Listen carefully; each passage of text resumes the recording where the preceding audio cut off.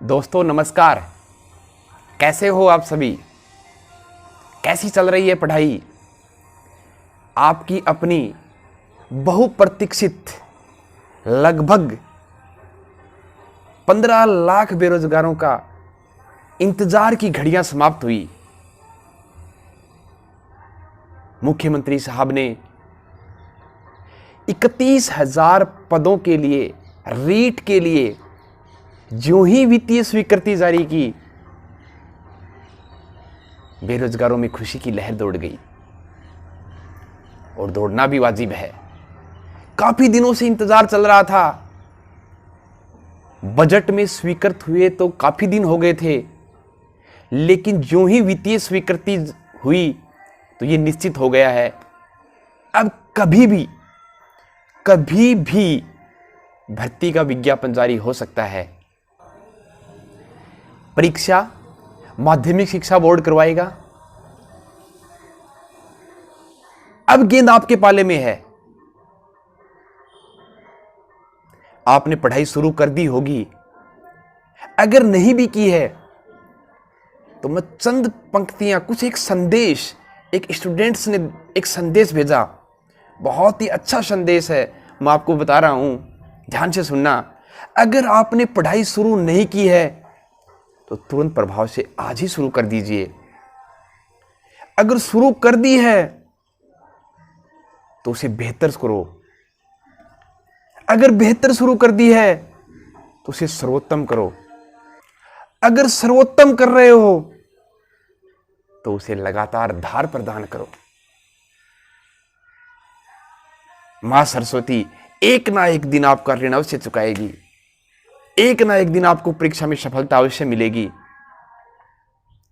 आपको जी जान से जुट जाना है। अब गेंद आपके पाले में है। रही बात जो ही भर्ती का विज्ञापन आता है, कुछ लोग जिनका टारगेट ये रहता है, निराशावादी लोग, नकारात्मक लोग अपना काम शुरू कर देते हैं। पता नहीं क्या क्या वो भ्रांतियां फैलाते रहते हैं कि ये होगा, पेपर आउट होगा, उस तथाकथित सेंटर से इतने सिलेक्शन हुए, उस कोचिंग से इतने सिलेक्शन होंगे, उसमें ये, उनसे आपको संपर्क कट कर लेना है। उस पर मैं एक छोटा सा आपको वाक्य सुनाता हूं। नकारात्मक लोगों से आपको कैसे बचना है, ध्यान से सुनना। एक बार एक मेंढक पहाड़ की चोटी पे चढ़ने की कोशिश करता है और वो मेंढक पहाड़ की चोटी पे चढ़ने के लिए, अपनी मंजिल को पाने के लिए यात्रा शुरू कर देता है। पीछे सैकड़ों मेंढक बैठे थे। वो जोर जोर से चिल्लाने लग जाते हैं, ये असंभव है, ये असंभव है, तुम वहां नहीं जा सकते, तुम वहां नहीं जा सकते। वो मेंढक उन मेंढकों की तरफ देखता है और वो मेंढक धीरे धीरे धीरे मंजिल की ओर पहुंच जाता है, क्योंकि वो मेंढक बहरा था। उसको सुनाई नहीं दे रहा था। उसको लगा ये बाकी सब मेंढक तेरा उत्साहवर्धन कर रहे हैं। तो आपको भी नकारात्मक लोगों के प्रति बहरा हो जाना है।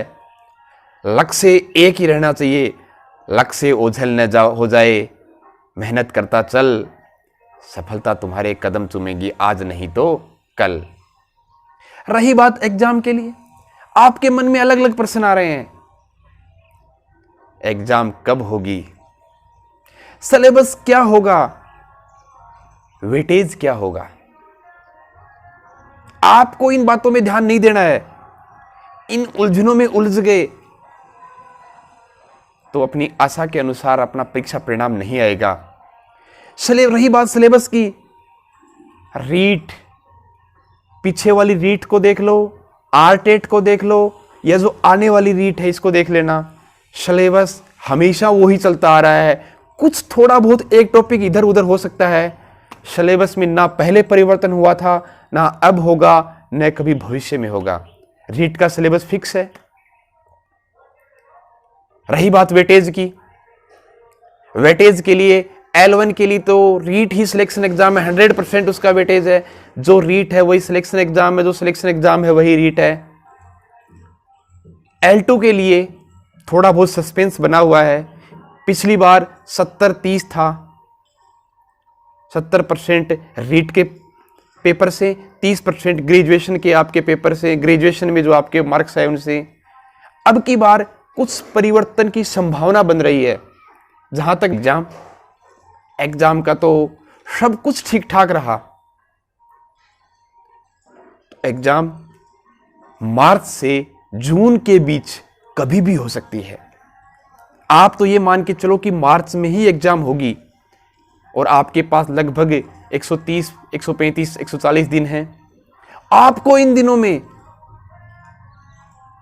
एक दिन, एक मिनट, एक सेकंड भी वेस्ट नहीं करना है। 30 क्वेश्चन लगभग साइको के आते हैं।